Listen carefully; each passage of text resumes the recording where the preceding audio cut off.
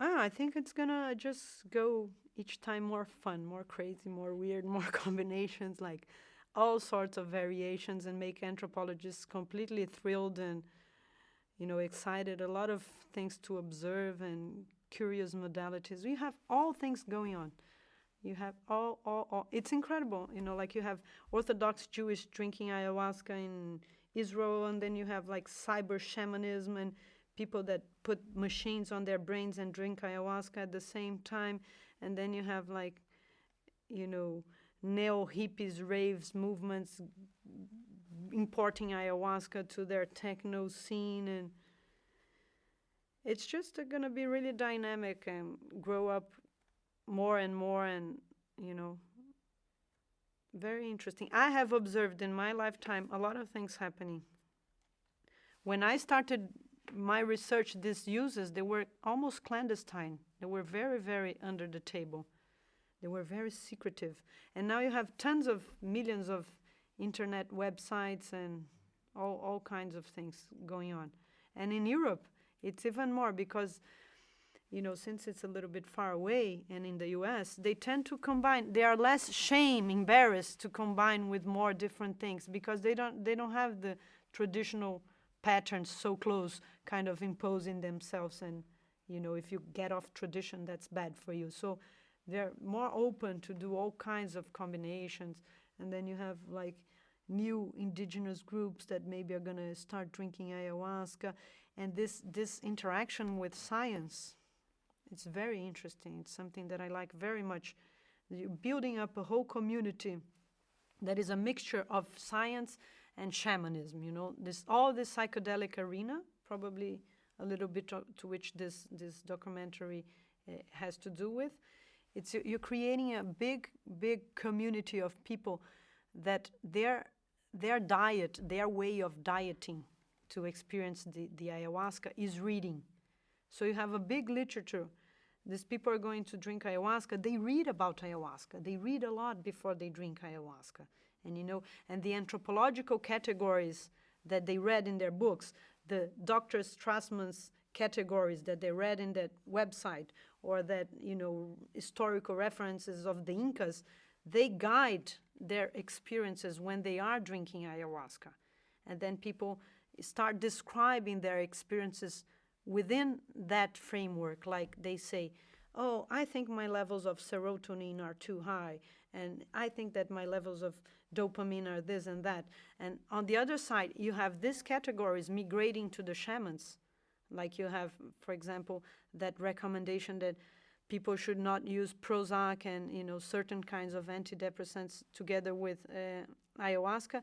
And you have the indigenous groups receiving our nosological categories of health and disease, and the shamans themselves are dealing with these categories, and this come to be little characters in their beings. Like maybe something that for us is like a disease category becomes a being together with other beings in the Amerindian cosmologies.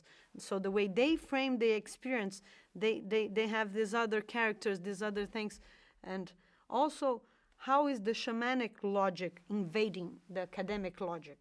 That's very true too, because you create a kind of figure to which I am part also, that is this double character, that you're part ayahuasquero and you're part a researcher.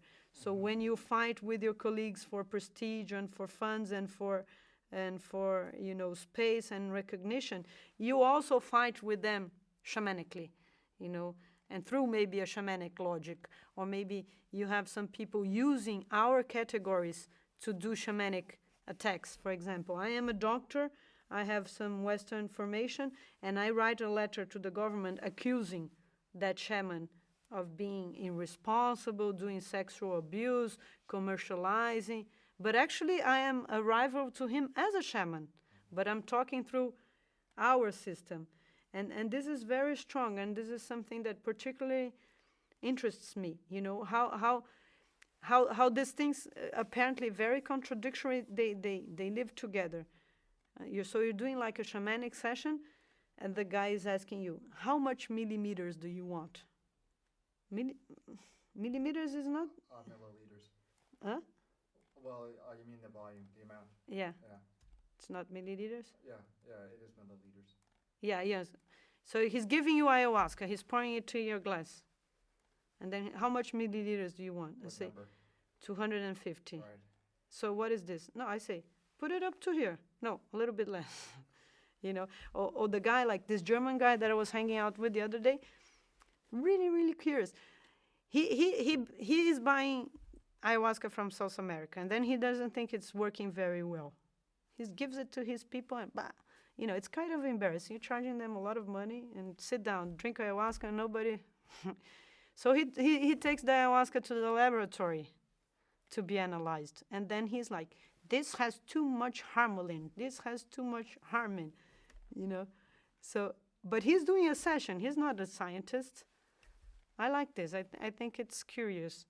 But my general advice, like, you know, my version of, I like to also give my message. People want to drink ayahuasca. I think instead of going ahead, they should go behind, you know. Behind. Yeah, go to the back, you know. Go, if you want to do an experience, instead of going to all, they want to go everywhere, to India, to the Buddhists, to whatever. Why don't they go to the Amazon, to indigenous communities? Why don't they try to do some kind of diet? Why don't you try to be a little bit humble? And, you know, that's my advice. But of course, as I said, if you want to be libertarian, you have to respect diversity. So my thing is, intellectually, I respect them all. Or I criticize them all, better say, you know. But personally, I have my choices. I have my personal choices, the things that I like to do most, you know. And the things that on my path, I started with Daime and UDV, and then I went to Vegetalistas, and then I started drinking with indigenous peoples. And I want to go each time more and more in the Amazon, inside forests, and drink ayahuasca with these people. And like with my Kashinawa friend, that he paints us, it's very nice. It's get painted drinking ayahuasca, these colors of the snake and all that. But there's a lot to do, you know. It's a big life. I see it as it's a path.